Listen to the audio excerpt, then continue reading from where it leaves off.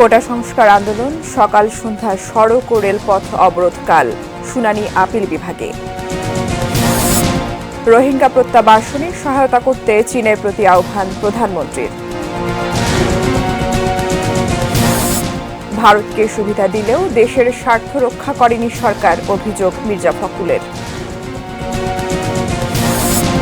পিএসসির প্রশ্ন ফাঁসে অভিযুক্ত 17 জন কারাগারে, বাতিল হতে পারে রেলের নিয়োগ পরীক্ষাও। Sponsored by Abiba Finance Limited.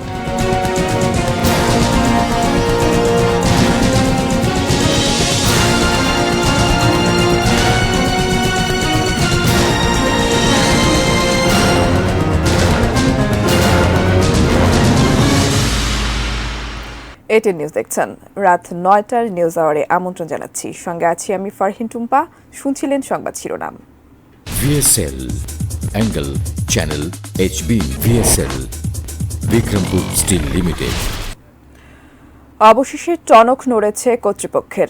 চাঁদপুরের কচুয়ায় এইচএসসি পরীক্ষার্থীদের বই খুলে লিখতে দেওয়া এবং তাদের নকল সরবরাহের ছবি এটিএন নিউজে প্রচারের পর মন্ত্রীর নির্দেশে দুই কেন্দ্রের ভারপ্রাপ্ত কর্মকর্তাকে অব্যাহতি দেওয়া হয়েছে। দেখবেন এ বিষয়ে একটি প্রতিবেদন।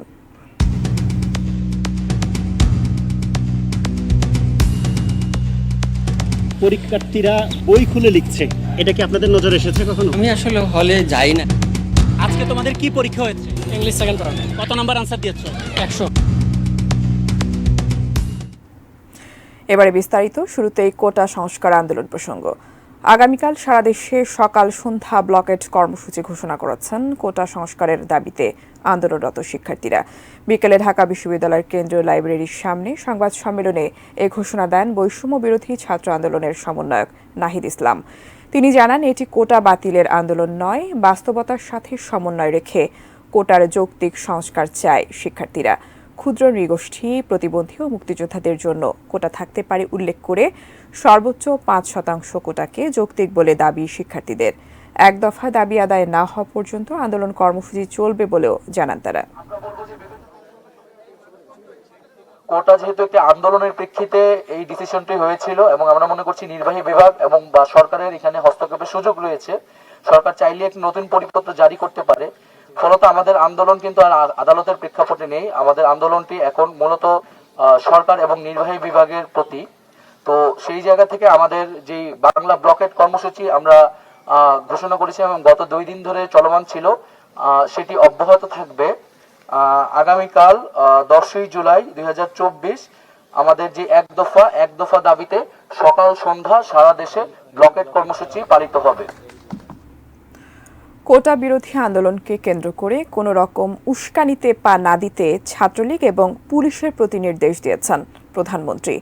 একথা জানিয়েছেন আওয়ামী লীগের সাধারণ সম্পাদক ওবায়দুল কাদের। দলের কেন্দ্রীয় কার্যালয়ে অনুষ্ঠিত যৌথ সভায় আজ একথা জানান তিনি। ঢাকা মহানগর সহযোগী বিভিন্ন সংগঠন এবং ঢাকা জেলার নেতাদের নিয়ে অনুষ্ঠিত এই সভায় শোকের মাস আগস্টের কর্মসূচি নিয়ে আলোচনা হয়। সভার সূচনা বক্তব্যে ওবায়দুল কাদের বলেন, শিক্ষক এবং ছাত্রদের আন্দোলনে সতর্কভাবে পর্যবেক্ষণ করছে সরকার। কোটা নিয়ে আদালতে নিজেদের বক্তব্য উপস্থাপনে সিদ্ধান্ত নেওয়ায় আন্দোলনকারীদের ধন্যবাদ জানিয়ে তিনি বলেন, রায় হওয়া পর্যন্ত সবার ধৈর্য ধরা উচিত। উচ্চ আদালত বাস্তবসম্মত রায় দেবে বলেও আশা করেন ওবায়দুল কাদের। শিক্ষা প্রতিষ্ঠান ছাত্রলীগকে খুব সতর্কভাবে এ পরিস্থিতি মোকাবিলা করতে হবে। কোনো অবস্থায় প্রভোকেশন দেওয়া যাবে না এবং আইন প্রয়োগকারী সংস্থাকেও নেত্রী নির্দেশ দিয়ে গেছেন তাদের পক্ষ থেকেও কোনো প্রভোকেশন যাতে না দেয়া। সরকারি চাকরিতে মুক্তিযোদ্ধা কোটা পুনর্বহালের বিষয়ে হাইকোর্টের দেয়া রায়ের বিরুদ্ধে ঢাকা বিশ্ববিদ্যালয়ের 2 শিক্ষার্থীর করা আবেদনের ওপর আপিল বিভাগে শুনানি হবে আগামীকাল বুধবার। প্রধান বিচারপতি ওবায়দুল হাসানের নেতৃত্বাধীন আপিল বিভাগের পূর্ণাঙ্গ বেঞ্চে বুধবার শুনানির জন্য দিন ধার্য করেন আপিল বিভাগের চেম্বার বিচারপতি মোহাম্মদ আশফাকুল ইসলাম। এর আগে সকালে আবেদন দায়ের করতে হলফনামার অনুমতি চেয়ে আপিল বিভাগের চেম্বার আদালতে আবেদন করেন ঢাকা বিশ্ববিদ্যালয়ের নৃবিজ্ঞান বিভাগের শিক্ষার্থী ও ঢাকা বিশ্ববিদ্যালয় সাংবাদিক সমিতির সভাপতি আল সাদি ভূঁইয়া ও উর্দু বিভাগের শিক্ষার্থী আহনাফ সাইদ খান। চেম্বার আদালত হলফনামা করার অনুমতি দেওয়ার পর হাইকোর্টের রায়ের বিরুদ্ধে আবেদনটি দায়ের হয়। পরে দুপুরে দুই শিক্ষার্থীর পক্ষে শুনানি করেন জ্যেষ্ঠ আইনজীবী শাহ মঞ্জুরুল হক।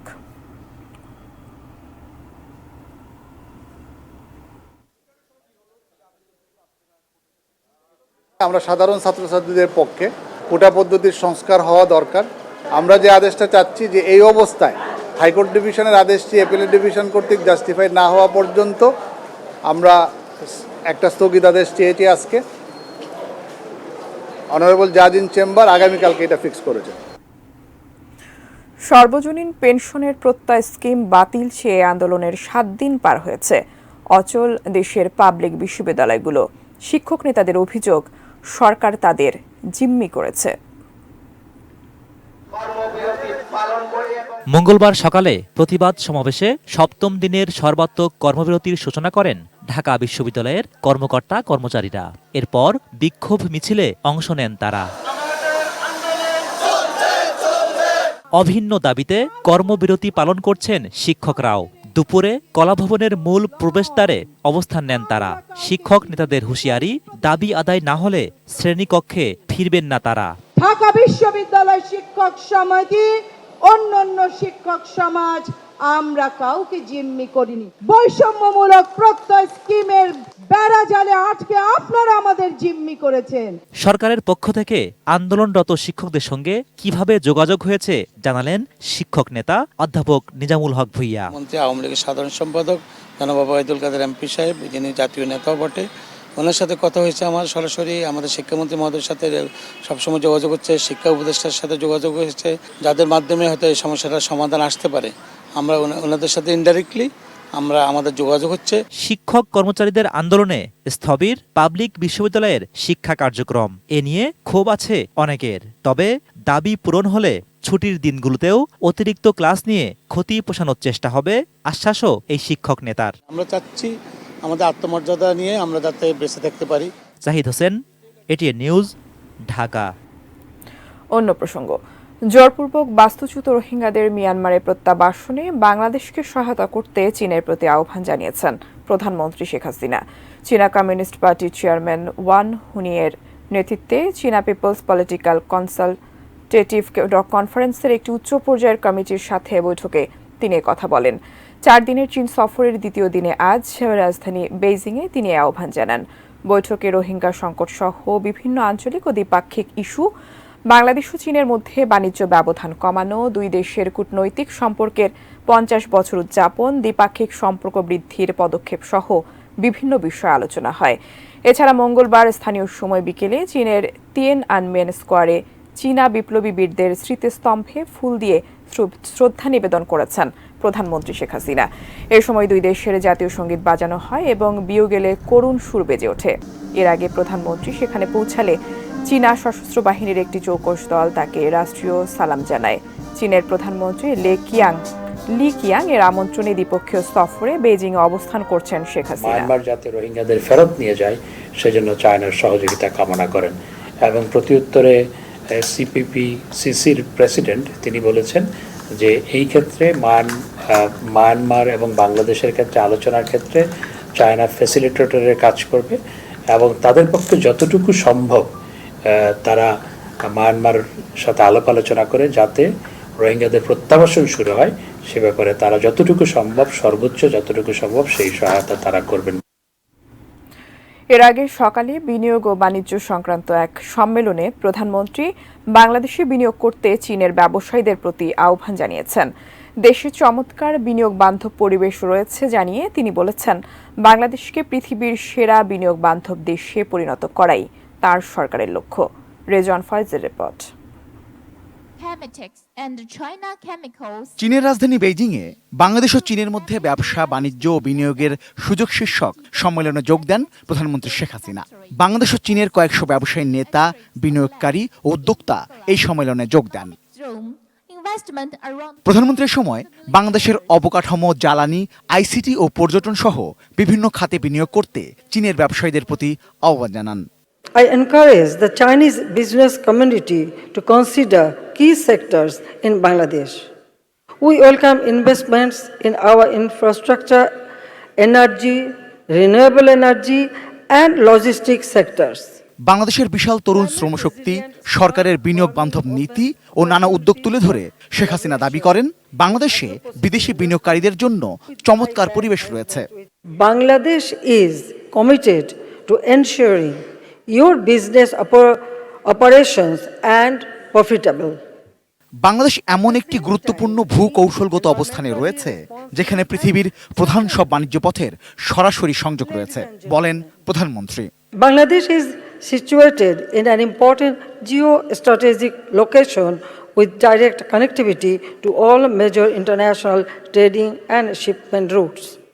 We are also at the crossroads of South Asian, Southeast Asia, and East Asian growth circuits. চীন সফরে প্রধানমন্ত্রীর সঙ্গে বাংলাদেশের ব্যবসায়ীদের একটি দলও রয়েছে। সে দেশে নিজেদের বাণিজ্যিক অংশীদার খুঁজে নিতে তাদের পরামর্শ দিলেন তিনি। একটা বিশাল বিজনেস ডেলিগেশন নিয়ে আমি এসেছি, আপনারা কিন্তু এখানে আপনাদের পার্টনার খুঁজে নিতে পারেন। মঙ্গলবারের সম্মেলনে বাংলাদেশ ও চীনের কয়েকটি কোম্পানির মধ্যে 16টি সমঝোতা স্মারক বিনিময় হয়েছে। Rizwan Faiz, ATN news, Dhaka. ভারতকে সুবিধা দিলেও দেশের স্বার্থ রক্ষা করতে পারেনি সরকার, এমন মন্তব্য বিএনপি মহাসচিব মির্জা ফখরুল ইসলাম আলমগীরের। দলীয় চেয়ারপারসন বেগম খালেদা জিয়ার সুস্থতা কামনা করে মঙ্গলবার বিকেলে নয়াপল্টনে ভাসানী মিলনায়তনে ঢাকা মহানগর উত্তর ও দক্ষিণ বিএনপি আয়োজিত এক দোয়া অনুষ্ঠানে তিনি এই মন্তব্য করেন। মির্জা ফখরুল বলেন, বর্তমান সরকার নির্বাচন কমিশনকে ধ্বংস করে প্রশাসনকে দলীয়করণ করে কর্তৃত্ববাদ প্রতিষ্ঠা করেছে। এই সরকার জনগণের কথা কোনো মূল্য দেয় না। জাতীয় ঐক্য গড়ে তুলে রাজপথে আন্দোলনের মধ্য দিয়ে ক্ষমতাসীনদের পরাজিত করতে নেতাকর্মীদের প্রতি আহ্বান জানান বিএনপি মহাসচিব। আরো সকলকে নাম করে তাকে ক্ষমতা টিকিয়ে রাখবে, এই কথা বলে সে বিভিন্ন আমাদের দেশকে বিক্রি করে দিচ্ছে। তিস্তা নদীর পানি আমরা পাই না, ফারাক্কার পানি আমরা পাই না, একটা 54 নদীর পানি আমাদেরকে দেওয়া হচ্ছে, অথচ তাদের কাছে এখানে স্থায়ীভাবে রেল লাইনের যোগাযোগ, কানেক্টিভিটি, অন্যান্য বিষয়গুলো সব দিয়ে দেওয়া হচ্ছে। এটা এই সরকারের সম্পূর্ণ ব্যর্থতা। বাংলাদেশ সরকারি কর্ম কমিশন পিএসসির প্রশ্ন ফাঁসের ঘটনায় গ্রেপ্তার 17 জনের বিরুদ্ধে মামলা করেছে পুলিশের অপরাধ তদন্ত বিভাগ সিআইডি। পিএসসির প্রশ্ন ফাঁসের নতুন আইনে এটি প্রথম মামলা, যার সর্বোচ্চ সাজা 10 বছর। প্রশ্ন ফাঁসের রহস্য উদ্ঘাটনে তদন্ত কমিটি হয়েছে। তারা সুপারিশ করলে রেলের নিয়োগ পরীক্ষাও বাতিল হতে পারে। আবুল কালাম আজাদের রিপোর্ট। সেভিংটা কি জিনিস বুঝতে হবে, সবারই বুঝতে হবে। সরকারি কর্ম কমিশন পিএসসির গাড়ি চালক হিসেবে অবসরে যান সৈয়দ আবেদ আলী ওরফে জীবন। জন্মভিটা মাদারীপুরের ডাসারের মানুষের কাছে পরিচয়, তিনি শিল্পপতি। মাত্র 8 বছর বয়সে ঢাকায় আসেন। গাড়ি চালানো শিখে চাকরি নেন পিএসসিতে। এরপর আর পেছন ফিরে তাকাতে হয়নি তাকে। নিজ গ্রামে 6 কোটি টাকায় বিলাসবহুল 3 তলার ডুপ্লেক্স বাড়ি বানান সৈয়দ আবেদ আলী।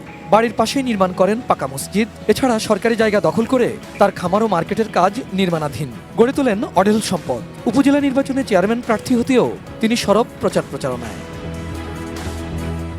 আবেদ আলীর মতো পিএসসির আরও 3 কর্মকর্তা, উপপরিচালক আবু জাফর, উপপরিচালক জাহাঙ্গীর আলম, সহকারী পরিচালক Alamgir Kabir, auditor Priyo Raynath, despatch rider Khalilur Rahman, office সহায়ক সাজিদুল ইসলামও সরকারি কর্মচারী হয়ে কিভাবে ফুলে ফেঁপে উঠলেন? তবে কি তারা প্রশ্ন ফাঁস করে বিপুল অর্থ হাতিয়ে নেন? এমন সমালোচনার মুখে পিএসসির চেয়ারম্যান জানান, রহস্য উদ্ঘাটনে একটি তদন্ত কমিটি গঠিত হয়েছে। তদন্ত কমিটি করেছি, 3 সদস্য বিশিষ্ট, এবং তাদেরকে 15 দিনের মধ্যে রিপোর্ট দেওয়ার জন্য বলা হয়েছে। তাদের কার্যপরিধি বলা হয়েছে যে এই প্রতিবেদন বিষয়ে যে বিষয়গুলো বর্ণনা করা হয়েছে সেই বিষয়ে সত্যাসত্য উদ্ঘাটন করা। কমিটি সুপারিশ করলে গত 5 জুলাই অনুষ্ঠিত রেলওয়ের নিয়োগ পরীক্ষাও বাতিল করা হবে, জানান তিনি। অতীতের যেসব নিয়োগ পরীক্ষা নিয়ে প্রশ্ন উঠেছে সেগুলোর কি হবে, এরও ব্যাখ্যা দেন পিএসসির চেয়ারম্যান। 12 বছর আগে যদি চাকরি পেয়েছেন, যদি সেটা এখন কোনো কিছু আসে, সেটা কি করতে হবে? একটা কোর্টের বা আদালতের বা আইনের পরামর্শ ছাড়া সম্ভব না, এটা বলা কারো পক্ষে ইনস্ট্যান্টলি বলা যাবে না। প্রশ্ন ফাঁসে জড়িত থাকার অভিযোগে এরই মধ্যে গাড়ি চালক আবেদ আলী ও তার ছেলে সৈয়দ সোহানুর রহমান সিয়াম সহ 17 জনকে রাজধানীর বিভিন্ন এলাকা থেকে আটক করা হয়েছে, যাদের বিরুদ্ধে পিএসসির প্রশ্ন ফাঁসের ঘটনায় সর্বোচ্চ 10 বছরের সাজার আইনে পল্টন মডেল থানায় মামলা করেছে সিআইডি। আটক সৈয়দ সোহানুর রহমান সিয়ামকে সোমবার রাতেই অব্যাহতি দিয়েছে ঢাকা মহানগর উত্তর ছাত্রলীগ। 2 টাকা কামাইছি সব খরচ করছি আল্লাহর রাস্তায়। Abul Kalam Azad, ATN news, Dhaka.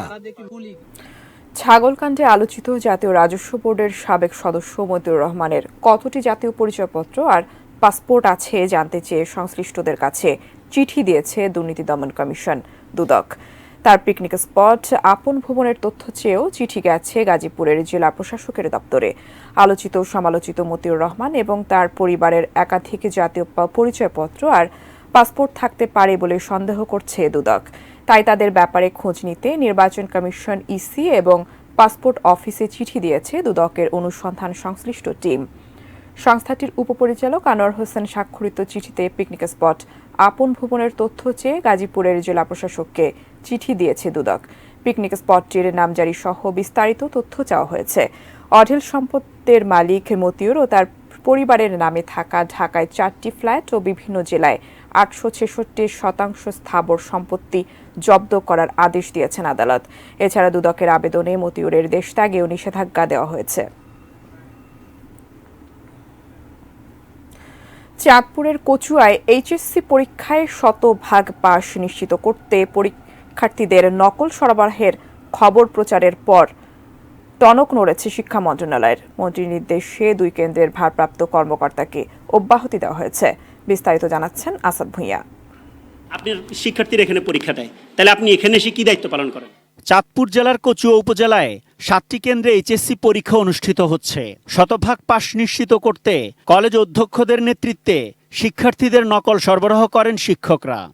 অনুসন্ধানে নিশ্চিত হওয়া যায়, পরীক্ষা শুরুর 10 মিনিটের মধ্যে কেন্দ্র থেকে প্রশ্ন বাইরে নিয়ে কয়েকজন শিক্ষক মিলে করেন সমাধান। তারপর ফটোকপি করে শিক্ষকরাই পৌঁছে দেন পরীক্ষার হলে। এটিএন নিউজের অনুসন্ধানে হাতে নাতে ধরা পড়েন কচুয়া নিন্দপুর ডক্টর মহিউদ্দিন খান আলমগীর উচ্চ বিদ্যালয় অ্যান্ড কলেজের শিক্ষক আরিফুর রহমান। নিজের পরিচয় গোপন করতে আইডি কার্ড খুলে ফেলেন তিনি। কলেজ অধ্যক্ষ হাবিবুর রহমানের দাবি, কেন্দ্রের দায়িত্বে থাকা শিক্ষক আরিফুর রহমান পরীক্ষা কেন্দ্রের বাইরে যান না। অথচ কিছুক্ষণ আগেই এটিএন নিউজ টিমের কাছে হাতে নাতে ধরা পড়েন আরিফুর রহমান। দোকানে ফটোকপি করে সেই ফটোকপি শিক্ষার্থীদের দেয়া হচ্ছে। এরপর পরীক্ষা শেষ হওয়ার 5 মিনিট আগে পালাখাল স্কুল কেন্দ্রে হাজির হয় এটিএন নিউজ টিম। দায়িত্বে থাকা শিক্ষা কর্মকর্তাও জানান, কিছু অনিয়ম তার নজরে এসেছে। পরীক্ষার্থীরা বই খুলে লিখছে। এদিকে এই সংবাদ দৃষ্টিগোচর হলে শিক্ষামন্ত্রী মহিবুল হাসান চৌধুরী কুমিল্লা শিক্ষা বোর্ডের চেয়ারম্যানকে ব্যবস্থা নিতে নির্দেশ দেন। পালাখাল রুস্তম আলী কলেজ ও নিন্দুপুর মহিউদ্দিন খান কলেজ কেন্দ্রের ভারপ্রাপ্ত কর্মকর্তাকে অব্যাহতি দেয়। অনিয়মে জড়িতদের বিরুদ্ধে পরীক্ষা সংক্রান্ত শৃঙ্খলা কমিটির সিদ্ধান্ত অনুযায়ী কঠোর ব্যবস্থা নেওয়ার আশ্বাস দিয়েছেন বোর্ড চেয়ারম্যান। শিক্ষার্থীরা পরীক্ষার হলে আসাদ ভুঁইয়া, এটিএন নিউজ, ঢাকা। চাঁদপুরে পারভিন হত্যা মামলায় সিরিয়াল কিলার রসু খার মৃত্যুদণ্ড বহাল রেখেছেন হাইকোর্ট। অন্য 2 আসামি জহিরুল ইসলাম ও মোহাম্মদ ইউনুসের ফাঁসির দণ্ড পরিবর্তন করে যাবজ্জীবন কারাদণ্ড দেওয়া হয়। মঙ্গলবার বিচারপতি সৈয়দ মোহাম্মদ জিয়াউল করিম ও বিচারপতি কে এম ইমরুল কায়েসের হাইকোর্ট বেঞ্চ এই রায় ঘোষণা করেন। 2018 সালের 6 মার্চ রসু খাঁ সহ 3 জনের মৃত্যুদণ্ড দেন চাঁদপুরের নারী ও শিশু নির্যাতন দমন ট্রাইব্যুনালের বিচারক আব্দুল মান্নান। অনুমোদনের জন্য নথি হাইকোর্টে পাঠানো হয়। আসামিরাও জেল আপিল ও ফৌজদারি আপিল করেন। গত 4 জুলাই আপিল ও ডেথ রেফারেন্সের উপর শুনানির শেষে রায়ের জন্য মঙ্গলবার দিন ধার্য করা হয়। 2009 সালের 20 জুলাই রাতে রসু খাঁ ও অন্য আসামিরা ফরিদগঞ্জ উপজেলার পারভিন আক্তারকে ধর্ষণ এবং শ্বাসরোধ করে হত্যা করে। ওই বছরের 7 অক্টোবর মসজিদের ফ্যান চুরির ঘটনায় ধরা পড়ার পর লোমহর্ষক হত্যাকাণ্ডের চিত্র বেরিয়ে আসে। 11 নারীকে হত্যার কথা স্বীকার করেছেন রসু খাঁ। টার্গেট ছিল 101টি। প্রশ্ন ফাঁসে জড়িত থাকার দায়ে পিএসসির সাবেক গাড়ি চালক সৈয়দ আবেদ আলীর গ্রেপ্তারের খবরে বিস্মিত মাদারীপুরের মানুষ। তার নিজের এলাকা ডাসারে ব্যাপক আলোড়ন, ধর্মীয় লেবাস পরা, কোটি টাকা খরচে মসজিদ মাদ্রাসা নির্মাণ আর 2 হাতে দান করা মানুষটি এমন দুর্নীতিগ্রস্ত। কুলি থেকে ড্রাইভার হয়ে কিভাবে এত অর্থবিত্তের মালিক হলেন, উঠছে সেই প্রশ্ন। মাদারীপুর প্রতিনিধি জহিরুল ইসলাম খানের তথ্য ছবিতে ডেস্ক রিপোর্ট। আসতেন বিলাসবহুল দামি গাড়িতে চড়ে। নিজ এলাকা মাদারীপুর জেলার নবগঠিত ডাসার উপজেলার বোতলা গ্রামে করেছেন আলিশান বাড়ি, দিয়েছেন মসজিদ মাদ্রাসা, দানে দাওয়াতও করেছেন দুহাত খুলে। ছেলে সৈয়দ সুহানুর রহমান সিয়ামকে নিয়ে যোগ দিতেন বিভিন্ন সামাজিক সাংস্কৃতিক অনুষ্ঠানে। বক্তব্য দিতে গিয়ে পিতাপুত্র তুলে ধরতেন তার তথাকথিত সংগ্রামী জীবনের কথা। দাবি করতেন কুলি থেকে তিনি কোটিপতি হয়েছেন সৎভাবে পরিশ্রম করে। আমরা যদি তাকে ওই লিসের অ্যামাউন্টটা দিয়ে দেই ইনশাআল্লাহ, তাহলে মনে করি আপনাদের খেলাটা অব্যাহত থাকবে না? 2 বছর আগে এলাকায় অর্থবিত্ত ও প্রভাব প্রতিপত্তি প্রদর্শন শুরু হয় সৈয়দ আবেদ আলীর। ধর্মের লেবাস আর দান দাক্ষিণ্য দিয়ে পেতে থাকেন স্থানীয় গণ্যমান্য ব্যক্তিদের সমর্থন। ছেলে সিয়াম ছাত্রলীগের রাজনীতির সাথে জড়িত থাকার সুবিধাও কাজে লাগান। বিপুল অর্থ ছিটিয়ে ডাসার উপজেলা চেয়ারম্যান পদ অর্জনের পথে এগিয়েও ছিলেন সৈয়দ আবেদ আলী।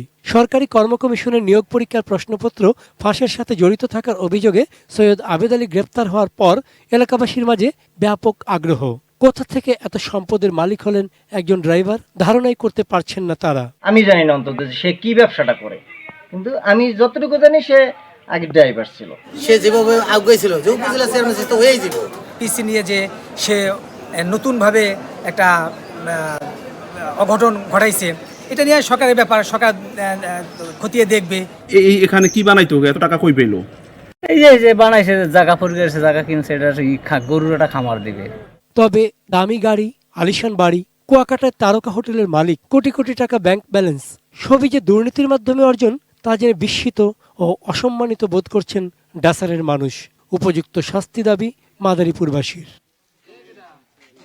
চন্দন Pal, desk report, ATN news. Narayanganj city কর্পোরেশনের মেয়র ডক্টর সেলিনা হায়াত আইভী বলেছেন, নদীকে বাঁচাতে হলে নদীর পার্শ্ববর্তী জমি দখলমুক্ত করা সহ দূষণমুক্ত করা প্রয়োজন। দুপুরে আলী আহমদ চুনকা মিলনায়তনে নারায়ণগঞ্জ সিটি কর্পোরেশন এবং পরিবেশ আইনবিদ সমিতি বেলা আয়োজিত নদীতে শিল্প দূষণ নিয়ে আলোচনা অনুষ্ঠানে এসব কথা বলেন তিনি। এ সময় আরও বক্তব্য রাখেন বাংলাদেশ পরিবেশ আইনবিদ সমিতি বেলার প্রধান নির্বাহী সৈয়দা রিজওয়ানা হাসান, নারায়ণগঞ্জ সিটি কর্পোরেশনের প্রধান নির্বাহী কর্মকর্তা জাকির হোসেন ও জাতীয় নদী রক্ষা কমিশনের সহকারী প্রধান পরিবেশ ও প্রতিবেশ সাকিব মাহমুদ। ওয়ান ব্যাংকের সাথে নানা রকম ব্যবসায়িক বিনিময় চুক্তি সই করল এটিএন নিউজ। দুপুরে রাজধানীর কারওয়ান বাজারে এটিএন নিউজের প্রধান কার্যালয়ের সভাকক্ষে এটিএন নিউজ ও এটিএন বাংলার চেয়ারম্যান ডক্টর মাহফুজুর রহমান এবং ওয়ান ব্যাংকের অতিরিক্ত ব্যবস্থাপনা পরিচালক ও ব্যবসা প্রধান এজেডএম সালেহ এই চুক্তিতে সই করেন। এ সময় দুটি প্রতিষ্ঠানের দ্বিপাক্ষিক স্বার্থ সংশ্লিষ্ট নানা বিষয়ে আলাপ হয়। চুক্তি স্বাক্ষর অনুষ্ঠানে এটিএন নিউজের নির্বাহী পরিচালক মোহাম্মদ মোশাররফ হোসেন সহ সকল বিভাগীয় প্রধান উপস্থিত ছিলেন। এছাড়াও ছিলেন ওয়ান ব্যাংকের সিনিয়র এক্সিকিউটিভ ভাইস প্রেসিডেন্ট এবং head of operation Mirza Azhar Ahmed, executive vice president এবং head of business Mohammad Shahidul Haque সহ ঊর্ধ্বতন কর্মকর্তাগণ। কাজের সন্ধানে অবৈধভাবে ভারত গিয়ে আটক হওয়ার পর বিভিন্ন মেয়াদের সাজাভোগ শেষে দেশে ফিরেছেন 13 বাংলাদেশি কিশোর কিশোরী। মঙ্গলবার সন্ধ্যা 6টায় বেনাপোল চেকপোস্ট দিয়ে ভারতের Petrapole immigration police Benapole immigration পুলিশের কাছে তাদের হস্তান্তর করেন। এরা লালমনিরহাট, গোপালগঞ্জ, সাতক্ষীরা, পিরোজপুর, পটুয়াখালী, মুন্সিগঞ্জ, ঢাকা, যশোর ও কুমিল্লার বাসিন্দা। বেনাপোল ইমিগ্রেশন পুলিশ জানায়, ভারতের পশ্চিমবঙ্গের বিভিন্ন এলাকা থেকে তাদের আটক করা হয়। আদালত তাদের বিভিন্ন মেয়াদে সাজা দেয়। সেখান থেকে দুটি বেসরকারি এনজিও সংস্থার সহায়তায় আজ তারা দেশে ফিরেছেন। তাদেরকে বেনাপোল পোর্ট থানায় হস্তান্তর করা হয়েছে। সেখান থেকে পরিবারের কাছে হস্তান্তর করবেন।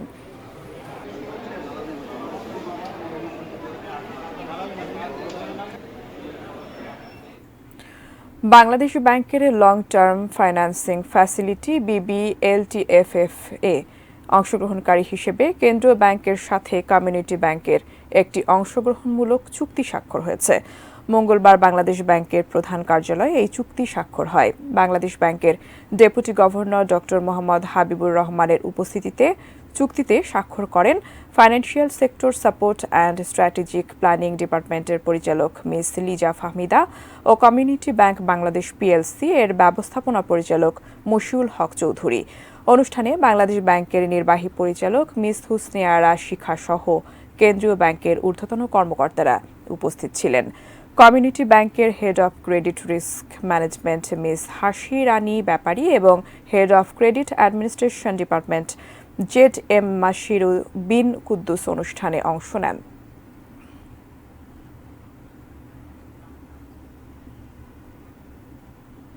দেশের বাইরের খবর। যদি নিষ্পাপ অসহায় শিশুদের হত্যা করা হয় তাহলে তা সত্যি হৃদয় বিদারক। রুশ প্রেসিডেন্ট ভ্লাদিমির পুতিনের সঙ্গে দ্বিপাক্ষিক বৈঠকে এই মন্তব্য করেছেন ভারতের প্রধানমন্ত্রী নরেন্দ্র মোদী। মস্কোয় পুতিন মোদী বৈঠকের একদিন আগে ইউক্রেনের রাজধানী কিয়েভের একটি হাসপাতালে রুশ ক্ষেপণাস্ত্র হামলায় শিশুসহ অন্তত 41 জনের প্রাণহানি ঘটে।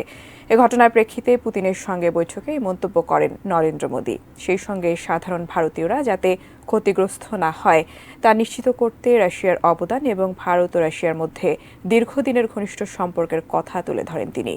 এদিকে মস্কোয় মোদী ও পুতিনের বৈঠককে অনেক বড় হতাশা এবং শান্তি প্রক্রিয়ায় বিপর্যয়কর ধাক্কা বলে সমালোচনা করেছেন ইউক্রেনের প্রেসিডেন্ট ভলোদিমির জেলেনস্কি।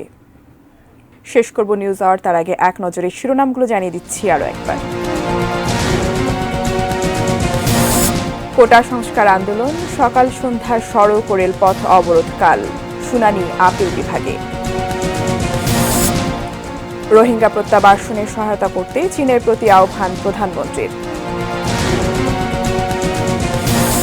ভারতকে সুবিধা দিলেও দেশের স্বার্থ রক্ষা করেনি সরকার, অভিযোগ মির্জা ফখরুলের।